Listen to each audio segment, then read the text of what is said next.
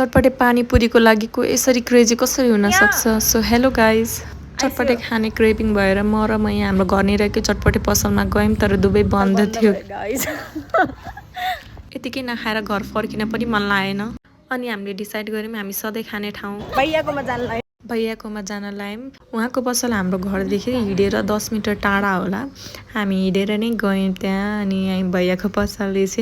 हामी पुगिसक्यौँ, बस्यौँ। यो ठाउँ हजुरलाई जान पहिचान जस्तो लाग्यो होला।